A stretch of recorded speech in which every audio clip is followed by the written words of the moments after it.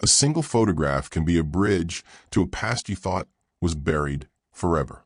But what happens when that bridge appears without warning? What happens when the impossible stands directly in front of you, demanding to be acknowledged? The Riverside Cafe smelled like burnt coffee and artificial vanilla syrup, a scent that had long ago fused with the fibers of Rebecca Walsh's apron. For the past 8 years, she'd worn that apron through double shifts, through rainy Portland mornings and sleepless nights, through a slow financial descent that had calcified into desperation. At 34 years old, Rebecca moved through the cafe like a ghost, haunting her own life. Her feet ached in a way that suggested permanent damage. Her hands bore the subtle burns of countless careless moments with boiling water and hot plates. Her eyes carried the weight of a woman who'd learned to make calculations at 3 a.m. How many more shifts until the dialysis machine was paid for? How many more weeks until the medical debt swallowed her entirely? In her checking account, $47. Rent was due in 9 days. Outside the cafe windows, rain drummed against the glass with the persistence of a creditor who refused to take no for an answer. The lunch crowd hadn't arrived yet. The space between the morning rush and the midday chaos was Rebecca's favorite time. A pocket of relative quiet where she could pretend the weight pressing down on her chest was something other than slowly suffocating anxiety. She moved between tables with the practiced efficiency of someone who'd learned to disappear into the background. Invisible, forgettable, safe. That was before the brooch. It sat on table 7, abandoned next to a cup of black coffee that hadn't been touched. The woman who'd ordered it had been elegant in that particular way wealth manufactures. Understated, confident. The kind of presence that made Rebecca feel even smaller than usual. The woman had worn expensive shoes. Her hair had been styled with precision. Her jewelry spoke in the language of old money. But the brooch. Rebecca's hands moved before her mind caught up. She'd been trained not to touch things left behind. Protocol dictated she leave it for the manager. But her fingers had already closed around it. The weight of it was immediate. Familiar. Wrong. Rose gold. Antique. Art Deco engravings that formed the shape of a phoenix rising from flames. 2 emeralds, real ones, she was certain, though she'd never owned anything precious enough to understand the specifics. Caught the gray light streaming through the rain-soaked windows. But it was the inscription on the back that stole her breath. 3 letters engraved in delicate script. MRG, forever yours, 1964. Rebecca's body went rigid. The brooch felt like it was burning in her palm. Because she had seen this brooch before. Not similar. Not comparable. Identical. Her grandmother had worn it for 60 years. The same rose gold. The same phoenix. The same engraving with different initials.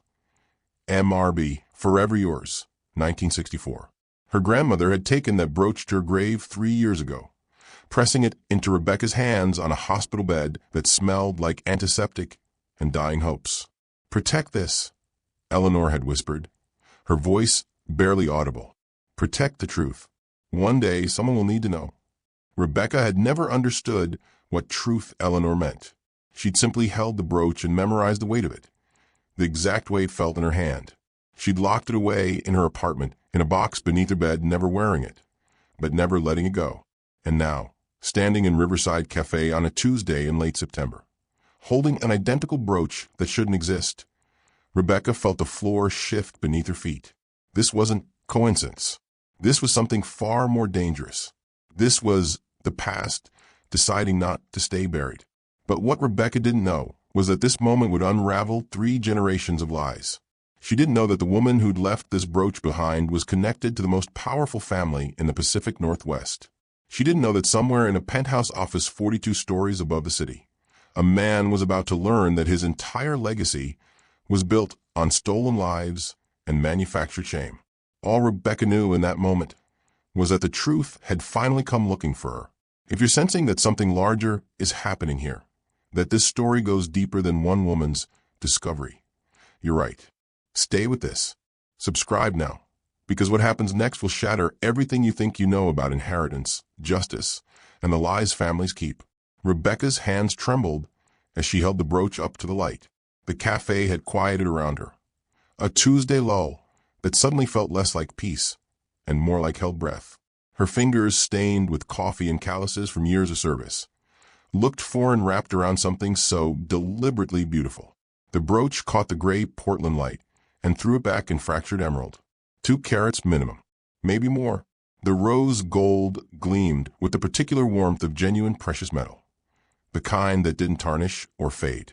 The Art Deco engravings were so precise, so deliberately rendered, that Rebecca could trace them with her eyes. The phoenix rising from stylized flames, each feather distinct and deliberate. And then the inscription, MRJ Forever Yours, 1964. She knew these numbers. She knew this pattern. She knew this weight, because Rebecca's grandmother had owned an identical brooch, not similar, not in the way 2 jewelry pieces might echo each other across decades. Identical, the same rose gold, the same phoenix, the same engraving with different initials, MRB, Forever Yours, 1964. Her grandmother Eleanor had worn that brooch exactly once a year, every September, on a date Eleanor never explained. She would take it from a locked box, pin it to her dress for precisely 8 hours, and then return it to the darkness beneath her floorboards. Rebecca had asked about it countless times as a child. Eleanor's response was always the same. A long look, a soft touch to Rebecca's cheek, and the words, "Not yet, sweetheart, not yet." The woman who'd left this brooch on table 7 emerged from the bathroom, moving with the particular grace that old money cultivates. Rebecca recognized the markers immediately.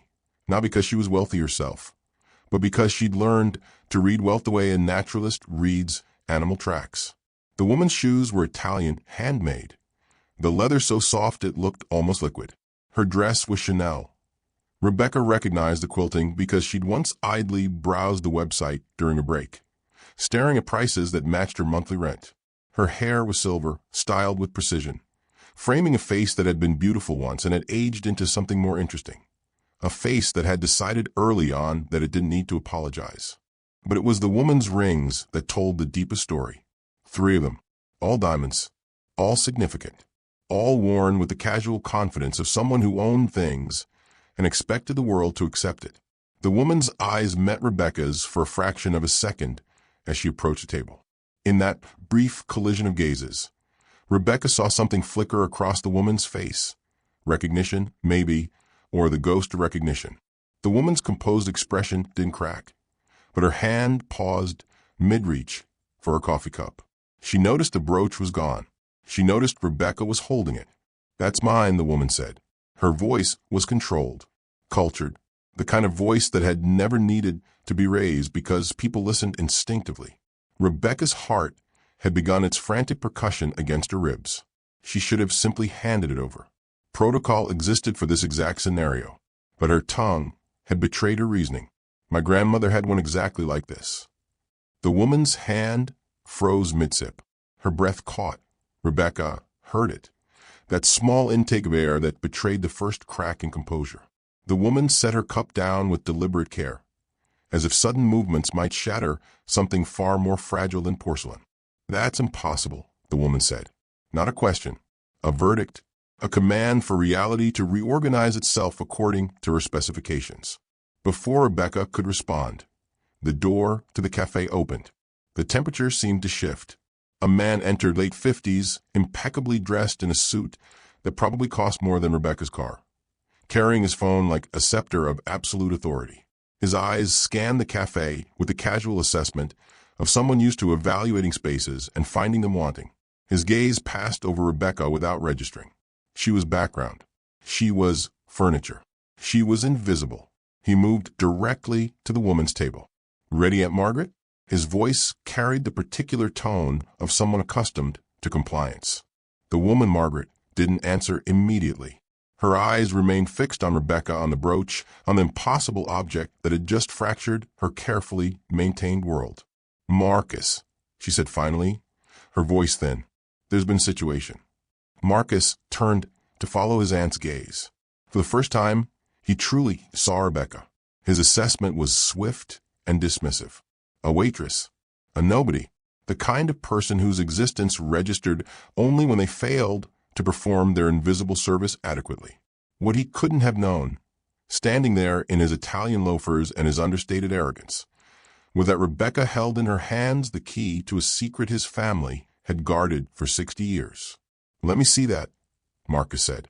It wasn't a request. Rebecca surrendered the brooch. She had no choice, really.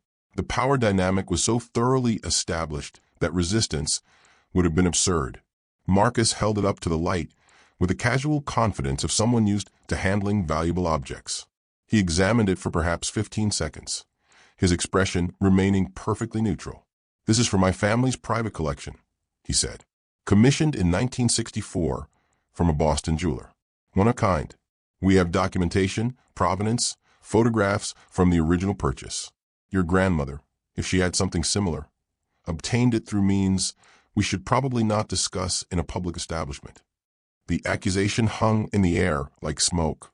Rebecca felt the weight of it settle across her shoulders.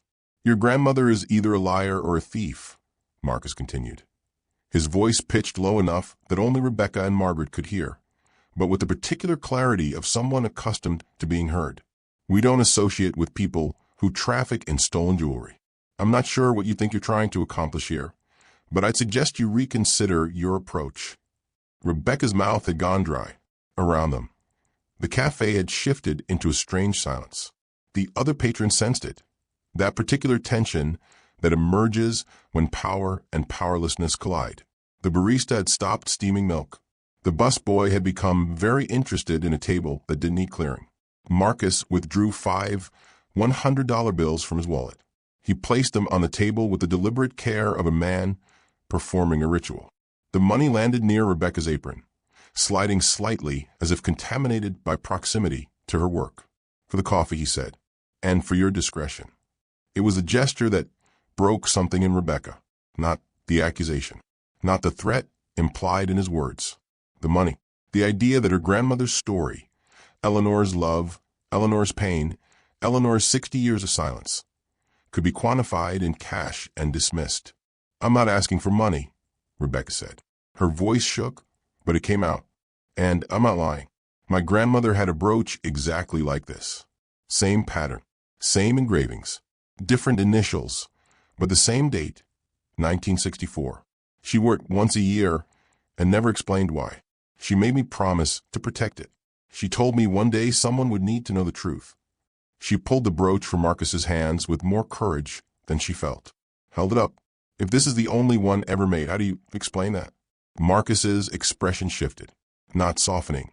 Marcus didn't appear to be a man capable of softening, but something in his eyes changed, a calculation occurring behind the surface. He looked at Margaret. Margaret looked away. "I don't have to explain anything to you," Marcus said. His voice had dropped, which somehow made it more dangerous. "You're a waitress in a cafe in Portland.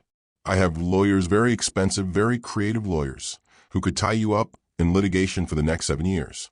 Medical bankruptcies take less time to resolve than the discovery process alone. Is that really what you want for your family?" The threat was delivered with such precision, such absolute confidence in its efficacy, that Rebecca felt her knees weaken. He wasn't bluffing. He didn't need to bluff. The machinery of wealth and power existed precisely to crush people like her into compliance. But Eleanor's voice echoed in her memory. "Protect this. Protect the truth." "Then prove it," Rebecca said. The words came from somewhere deeper than fear. "Show me the documentation.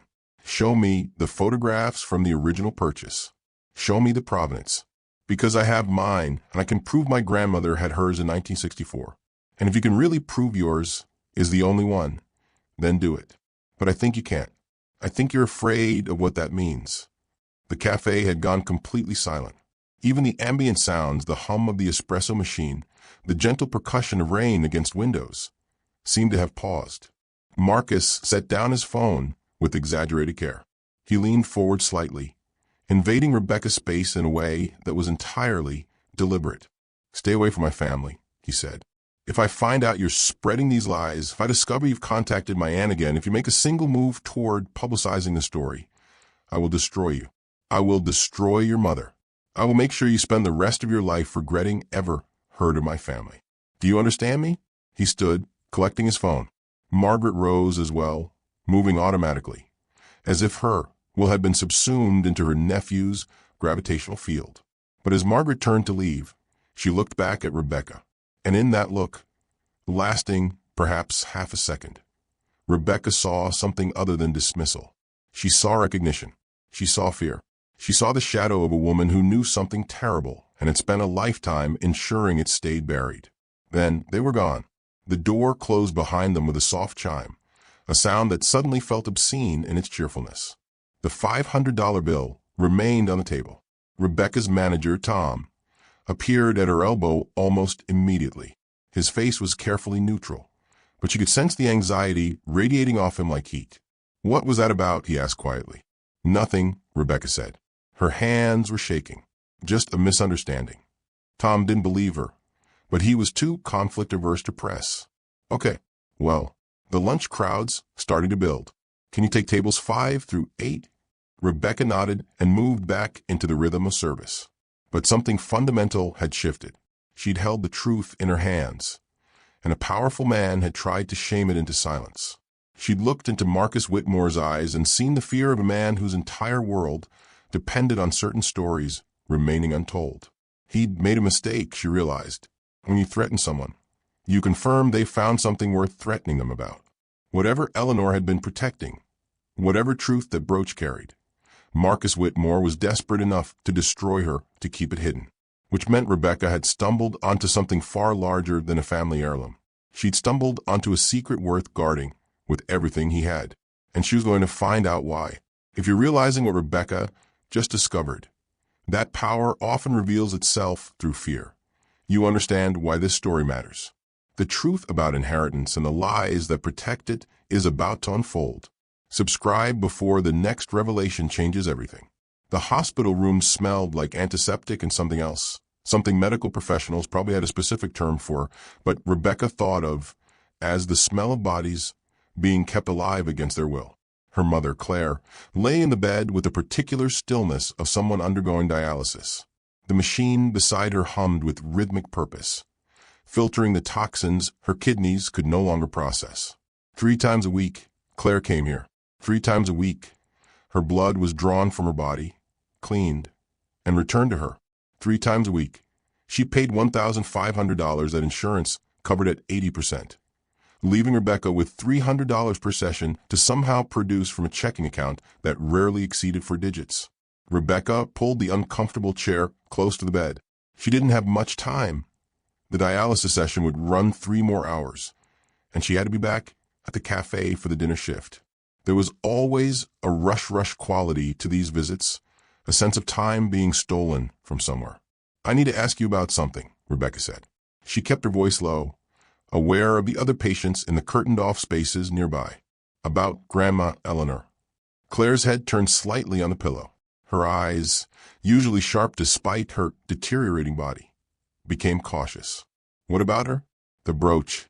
The one she gave me. I need to know about it. I need to know about 1964. I need to know about James." For a long moment, Claire said nothing. Her gaze drifted to the window, where Portland gray pressed against the glass like an unwelcome visitor. The machine beside her continued its rhythmic work, separating waste from necessary, poison from pure. "She made me promise not to tell you," Claire finally said. She said it was her burden to carry, and she didn't want it passing to another generation.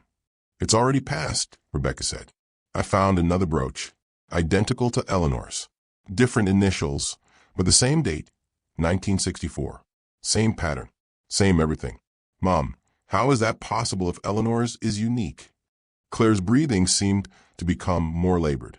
Rebecca reached for the call button, panicked, but her mother's hand shot out, weaker than it used to be, but still maternal, and gripped her wrist. "Don't," Claire said. "I'm fine. I just need to tell you something I should have told you years ago." Rebecca settled back into the chair. "Eleanor met James Mitchell when she was 22 years old," Claire began, her voice thin but steady. "He was the groundskeeper's son, not wealthy, not educated beyond high school. But Eleanor loved him, genuinely, the kind of love that makes you forget about everything else." Claire paused, gathering words like they were fragile things. "Eleanor's father, your great-grandfather, was furious. He was building a business empire with Theodore Whitmore. They needed alliances. They needed Eleanor to marry someone suitable, someone from the right family, someone who would consolidate power. James Mitchell was an embarrassment. What happened? Rebecca whispered. Eleanor gave James the brooch. She had it commissioned specifically. Her initials, James's initials, the date they fell in love, all engraved together. She told him it was forever. She told him nothing could separate them. Claire's eyes glistened, though whether from emotion or the dialysis process. Rebecca couldn't tell. And then James was arrested. He was accused of stealing from Eleanor's father's estate. Money. Jewelry. Eleanor always insisted he was innocent, but no one listened. She was 22. She had no power. Her father was already planning to send her to Europe. James accepted a plea deal. He served 14 months in prison. No, Rebecca breathed. When he got out, Eleanor was gone. Her father had shipped her to Switzerland. By the time she came back, James had left Portland entirely. She spent her whole life looking for him. Not actively, not in a way that would embarrass the family. But she always wondered. Every year on their anniversary, she'd with a brooch and sit alone in her room and cry. Rebecca felt something crystallizing in her chest, a cold, hard certainty. Eleanor never married because she was waiting for someone who was never coming back, Rebecca said. Yes, and she made sure I had the brooch because she wanted me to know what was stolen from her. Yes, Claire said again. She wanted you to know that sometimes the most valuable thing we own isn't money or property. It's the truth about our own hearts. And sometimes people will destroy that truth to protect their empires. Rebecca sat with this for a moment. Eleanor, her grandmother, whom she'd known only as a quiet woman who loved her fiercely but distantly, as if always listening to some far-off sound no one else could hear, had spent 60 years protecting a memory, protecting a love story that had been stolen from her. If someone has a brooch with the initials MRJ, Rebecca said slowly, someone from the Whitmore family, then James didn't throw it away. Then James kept it. Then James carried that love with him, just like Eleanor did. Rebecca's mother reached for her hand. Her grip was frail, but her eyes were fierce. The Whitmore family destroyed your grandmother's life, Claire said. They separated her from the man she loved. They erased him from her existence. And then they built an empire on top of that cruelty and called it civilization. That brooch in your apartment isn't just jewelry, Rebecca. It's proof that they lied. It's proof that Eleanor's love was real. It's proof that somewhere, James survived what they tried to do to him. And now Marcus Whitmore is threatening me to keep me quiet about it, Rebecca said. Then you know what you have to do, Claire said. Your grandmother spent 60 years wondering if James ever knew she was searching for him. She spent 60 years living as if she was the only one carrying that love. Maybe finally it's time someone told the truth about what happened in 1964. Rebecca squeezed her mother's hand. She thought about Eleanor, her grave marked now for 3 years, her secrets still breathing like living things.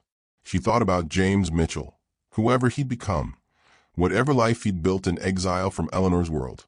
She thought about the fact that somewhere in the Whitmore family's carefully maintained narrative, there existed an enormous, desperate gap where the truth should have been. Marcus Whitmore was terrified of that gap being filled, which meant the truth was worth finding. Rebecca made a decision then, sitting in that hospital room with the dialysis machine humming beside her mother's failing body.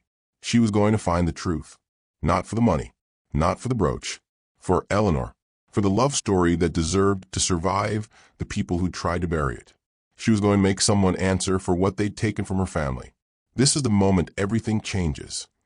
When we realize that family secrets aren't just stories. Their lies built on ruins. If you want to see how one woman uncovers the truth her grandmother buried, subscribe now. What happens next will shake you. Rebecca's apartment became a war room. The coffee table disappeared beneath printouts, photographs, and hastily scrawled notes. Her laptop, ancient by technology standards, held together partially by hope and a fraying power cord, displayed images side by side in a comparison that made Rebecca's breath catch every time she looked at it. Eleanor's brooch, photographed under her desk lamp in sharp detail. Then, beside it, Margaret Finch wearing an identical brooch at a Whitmore Foundation charity gala from 2019. Same rose gold, same phoenix, Same engraving pattern. The emeralds caught light identically in both images. It was like looking at the same object split across time. Two brooches that shouldn't exist, but absolutely did. Rebecca had spent 3 evenings photographing Eleanor's brooch from every conceivable angle. Close-ups of the engravings, macro shots of the gemstones, the back clasp, the wear patterns on the metal, the tiny imperfections that made it real rather than replicated. Then she'd searched online for every public appearance of Margaret Finch, charity galas, society pages, newspaper photographs from Portland's elite events. It had taken hours, but she'd found it. Margaret wearing the brooch, the cameras capturing it in crystalline detail. The similarities were undeniable, but more than that, they were impossible. The craftsmanship was too identical, the design too specific. These weren't pieces that echoed each other from across decades. These were pieces that had come from the same source. The historical research had taken her to the Portland Public Library on a Thursday afternoon. The archives room smelled like dust and forgotten decisions. Rebecca had requested the Boston newspapers from September 1964. A librarian, a woman with kind eyes and suspicious of nothing, had brought her bound volumes of the Boston Herald, the Globe archives. It had taken 40 minutes of careful page-turning, but she found it. Groundskeeper's son arrested in estate theft. The headline was smaller than Rebecca expected, buried in the local section between a story about a city council meeting and an advertisement for a furniture sale. But James Mitchell's mugshot was clear. A young man, maybe 24, with dark hair and eyes that held the particular shock of someone who'd just had the ground removed from beneath him. According to the article, James Mitchell, groundskeeper's assistant at the Brennan estate in Boston, had been arrested on suspicion of stealing jewelry and approximately $8,000 in cash from the residence of Charles Brennan, prominent businessman. The article stated that the theft occurred sometime in early September 1964 and was discovered when household staff completed an inventory.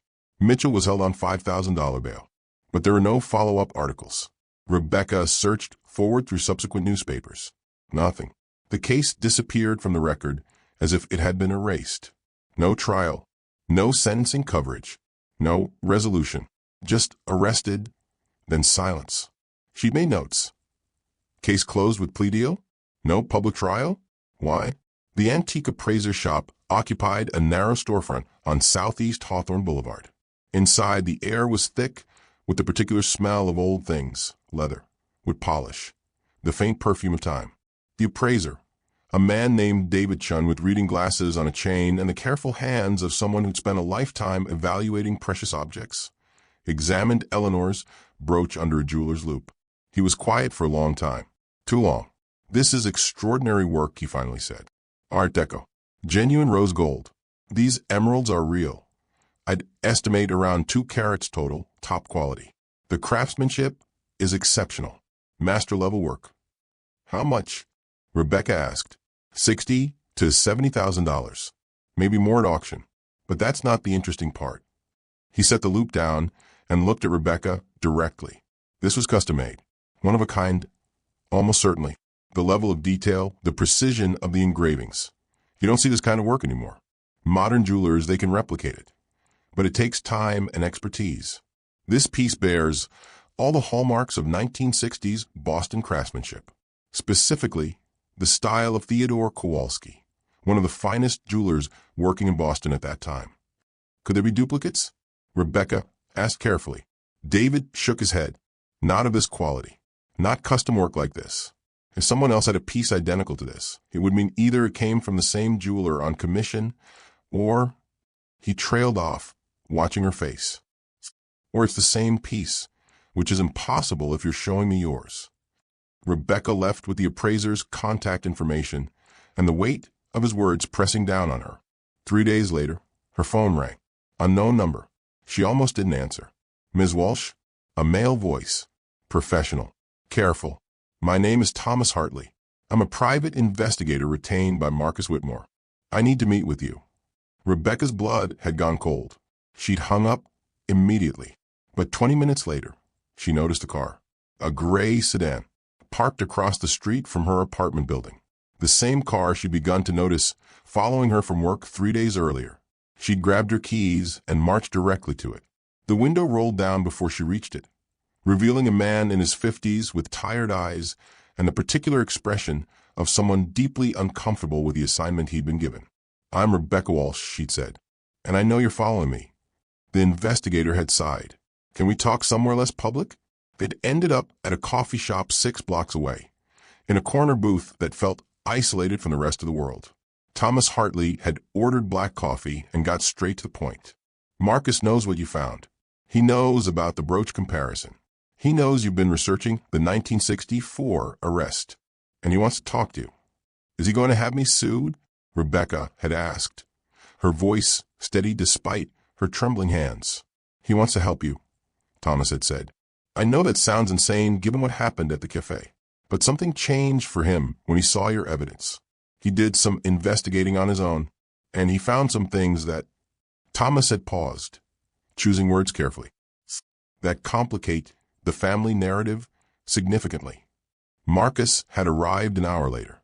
He looked different than he had at the cafe. Less polished, more haggard, like a man who hadn't slept in several days. He'd sat across from Rebecca and said, "I owe you an apology, and I owe you the truth about what my family did to yours." He'd shown her the journal, leather-bound, filled with his father's handwriting, and in those pages was everything. Theodore Whitmore orchestrating James Mitchell's arrest. The theft never happened. Theodore needed Charles Brennan's signature on a business contract. James Mitchell's arrest was leverage, a way to humiliate Charles and force compliance. The plan had worked. "My entire family fortune," Marcus had said quietly, "is built on a lie that destroyed someone's life." Rebecca had stared at him. "Why are you telling me this?" "Because I want to know the truth," Marcus had said. "All of it. And I think you do too. So I'm offering you a partnership. My resources. Your determination. Let's find out what really happened in 1964. With Marcus's resources, doors opened. His lawyers obtained Boston City records that showed something astonishing. James Mitchell's arrest occurred exactly 3 days after Theodore Whitmore needed Charles Brennan's signature on a major business contract. The timing was too perfect, too deliberate. The arrest was a tool. James Mitchell was collateral damage in a power play. And somewhere in Boston's historical archives, in documents Rebecca never would have accessed alone, they found the original sales receipts. 2 brooches. Same design. Same jeweler. Commissioned by Theodore Whitmore for his then-mistress, a woman who would later have a son named Richard Chin. The second brooch, it turned out, had been given to Eleanor before the affair had been discovered, before James Mitchell had been arrested, before the lie had been constructed. The brooch in Rebecca's hands wasn't just a love token. It was evidence of a conspiracy that had shaped 3 generations of lives. Theodore Whitmore had been dead for 23 years, but his shadow still fell across everything. Marcus and Rebecca discovered this truth gradually, like archaeologists uncovering layers of deliberately buried history. The investigation that had begun as a simple question, how could 2 identical brooches exist, had evolved into something far more sinister. A multi-generational conspiracy of silence, maintained through blackmail, carefully distributed hush money, and the careful cultivation of selective amnesia. The architect of this silence was Richard Chin, on paper. Richard Chin was a respected businessman. He served on several boards. His name appeared in society columns. He was David Whitmore's business partner, a relationship that had lasted 30 years, anchored in what appeared to be genuine friendship and mutual respect. What few people knew was that Richard Chin was Theodore Whitmore's illegitimate son. Theodore had had an affair with a woman named Margaret Huang in the late 1950s. Richard was the result. Raised by his mother in Seattle, deliberately kept separate from the Whitmore world, but never entirely forgotten. When Theodore died, he left behind a journal. In that journal was everything. The truth about James Mitchell's arrest, the confession of orchestrated fraud, the details of the conspiracy. Richard's mother had discovered it. She'd given it to Richard with explicit instructions. Protect the family secret. Ensure the lie remained intact. Richard had understood immediately what was at stake. If the truth emerged, the Whitmore family's reputation would collapse. Their business dealings would be questioned. Their wealth would become subject to legal challenge. And Richard, the illegitimate son who'd been paid off with quarterly stipends and business opportunities, would lose everything. His identity was built on the Whitmore connection. Without that connection, he was nothing. So Richard had become the keeper of secrets. For decades, he'd maintained the conspiracy with meticulous precision. He'd paid James Mitchell's family, initially James himself, then his son, then his grandchildren. Small amounts, never enough to raise suspicion, always disguised as investment returns or business opportunities. He'd ensured that the original documents remained hidden. He'd cultivated relationships with people who might question the narrative, redirecting their curiosity or silencing their concerns. When Sophie and Marcus began their investigation, Richard's carefully constructed system began to fail. At first, he tried subtle interventions. He'd hired someone to break into Marcus's office, searching for the journal. He'd failed. The journal was in a different location. Then he'd attempted character assassination. An anonymous tip to a Portland tabloid suggested that Marcus was conducting an inappropriate relationship with a waitress from an unknown background, the implication being clear. Marcus was compromised. His investigation was personal vengeance. His credibility was suspect. But Rebecca and Marcus had moved too quickly. The evidence was too overwhelming, and Richard realized with growing desperation that his constructed world was collapsing. The breakthrough came when Marcus's team discovered the second set of financial records. Richard hadn't just maintained the conspiracy. He'd actively profited from it. He'd diverted Whitmore family money into accounts he controlled. He'd taken commissions on the hush money payments. He'd leveraged the family secret to consolidate power over David Whitmore's business empire. His entire wealth wasn't just inherited. It was constructed from the theft of James Mitchell's life, multiplied across decades. Richard wasn't just protecting a family secret. He was protecting the edifice of his own existence. When he realized that the investigation was about to become public, that the journal was about to be revealed, that his entire identity was about to be exposed as built on lies, Richard moved from passive cover-up to active threat. He hired someone to intimidate Rebecca. He arranged for anonymous messages to be sent to Marcus.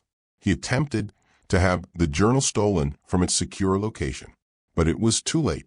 The machinery of truth had begun to move, and Richard's attempt to stop it only accelerated its momentum.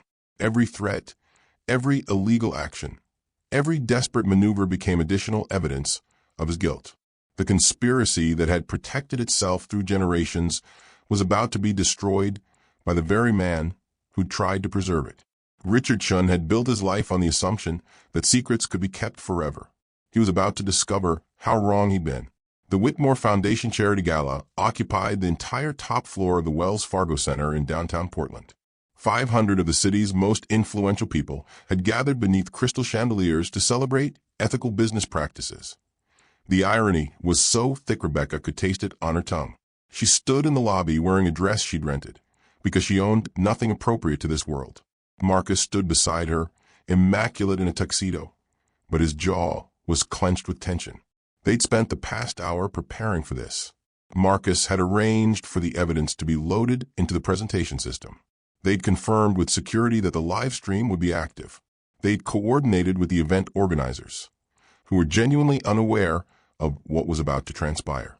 Richard Shun was already inside, speaking with David Whitmore in one corner of the ballroom.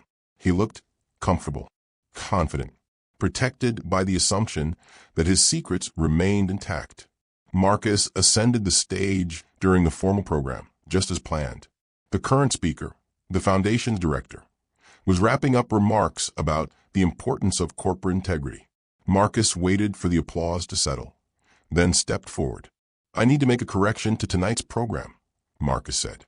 His voice carried through the sound system with the particular authority of someone accustomed to being heard. A historical correction that's about 60 years overdue. The crowd quieted. Phones appeared. The live stream feed began to capture everything. In 1964, a young man named James Mitchell was arrested for theft from my family's business associate, Charles Brennan. That arrest was fraudulent. It was orchestrated by my great-uncle Theodore Whitmore as leverage in a business negotiation. James Mitchell was innocent. He spent 14 months in prison for a crime that never happened. Marcus gestured, and the screens around the ballroom illuminated. Side-by-side comparisons of the arrest records appeared, the official charges, then documents showing the actual business transaction that occurred days later. The connection was unmistakable.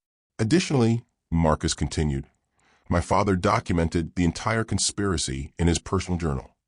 The screens shifted to show pages from the journal, handwritten confessions in his father's careful script, details of the conspiracy, names, dates, explicit acknowledgement of what had been done.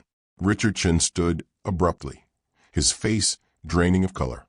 Furthermore, Marcus said, we have evidence of the object used to connect the two families across generations.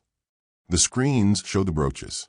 Eleanor's brooch, Margaret's brooch, photographs demonstrating they were identical, with different initials but the same date, 1964.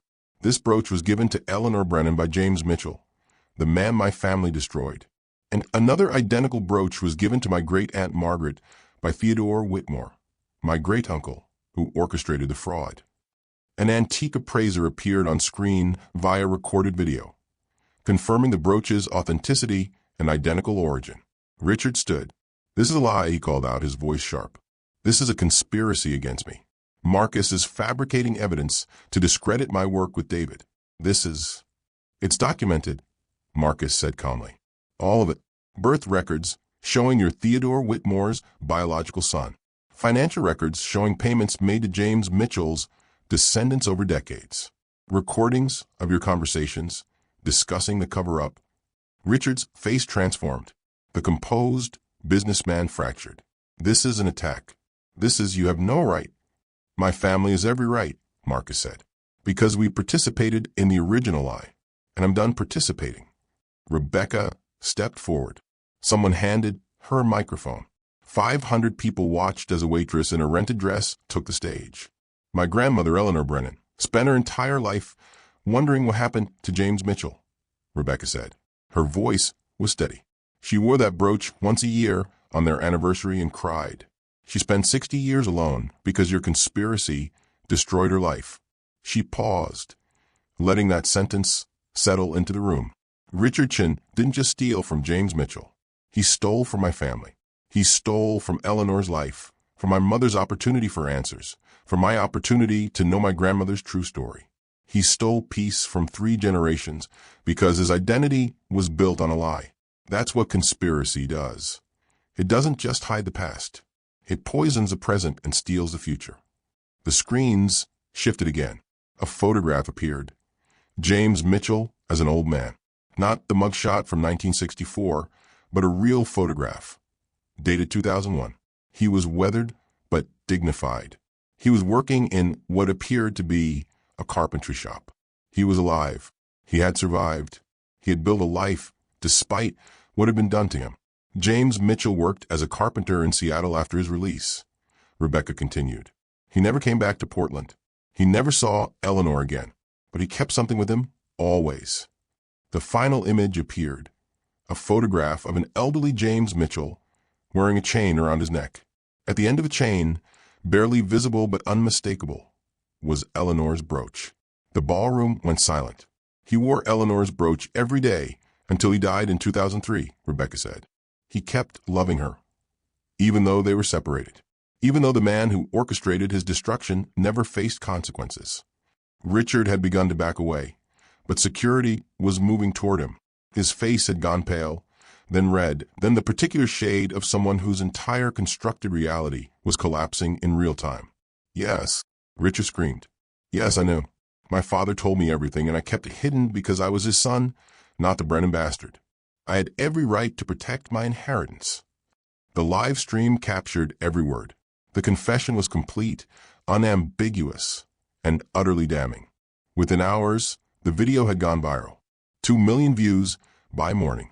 By afternoon, 10 million. Law enforcement launched investigations. The district attorney announced a formal inquiry. Richard's legal team abandoned him. The evidence was overwhelming. The confession was recorded, and the conspiracy was too large to defend. The truth, once released, moved with the momentum of an avalanche. Nothing could stop it now. Weeks later, Rebecca stood at Eleanor's grave in the Portland Memorial Cemetery. Autumn had turned the surrounding trees into a gallery of copper and gold. She held both brooches in her hand, Eleanor's and Margaret's, finally reunited after 60 years. She placed them together on the headstone. "He kept loving you," Rebecca whispered to the stone. "All those years, he kept your brooch with him. And now the world knows what was stolen from you both." Her mother, Claire, stood beside her. Her color had returned. The dialysis appointments had become less frequent. The Whitmore family's compensation package, $5 million established to support James Mitchell's descendants and fund dialysis research, had covered her treatment costs entirely. More than that, it had given her the gift she'd never expected: time, a future, the possibility of watching her daughter build something meaningful. "She'd be proud of you," Claire said, taking Rebecca's hand. Rebecca had enrolled at Portland State University. She was studying justice reform, with a particular focus on how systemic injustice compounds across generations. Her story had attracted attention from journalists, historians, and activists. She was being offered opportunities that would have been impossible before the brooch had appeared on Table 7. But none of that was the gift. The real gift had come 3 weeks after the gala. Rebecca had received a letter from Seattle. It was from James Mitchell's granddaughter, a woman named Catherine who had grown up hearing fragmented stories about her grandfather's love. Catherine had attached photographs. James as a young man, before his arrest. James at his wedding to Catherine's grandmother. James holding his newborn son. James in his carpentry shop. James wearing the brooch beneath his shirt, the way he'd worn it every single day. And Catherine had included a letter that James had written to Eleanor in 1965, never sent. "I carry you with me," James had written, "in this brooch, in this heart, in every good thing I build with these hands. Someday, perhaps, the world will know what was taken from us. And perhaps that knowing will mean something. Perhaps it will mean we weren't just erased." Rebecca had read that letter until she'd memorized it. She'd cried until she couldn't cry anymore. And then she'd reached out to Catherine. And they'd begun the process of becoming family, not by blood, but by the shared experience of inheriting trauma and choosing to transform it into truth. Eleanor and James had been separated by conspiracy, but they had never stopped loving each other. And now, because Rebecca had asked questions and refused silence, their love story was finally being told. "The truth isn't just about what happened," Rebecca said to her mother, standing there in the cemetery with the autumn light breaking through the trees. "It's about who we become when we choose to speak it." Eleanor never became rich, but she became free in the end, and so did I. She placed her hand on the gravestone. "Thank you for protecting this. Thank you for making sure I would know. If you felt this story in your chest, if you understand what it means to inherit pain and transform it into purpose, like this now, you know that truth matters more than comfort. Subscribe because there are stories waiting to be told, injustices waiting to be witnessed, and families waiting to be made whole. Comment below. What truth in your own family needs to be spoken? What story has been waiting for its moment to emerge?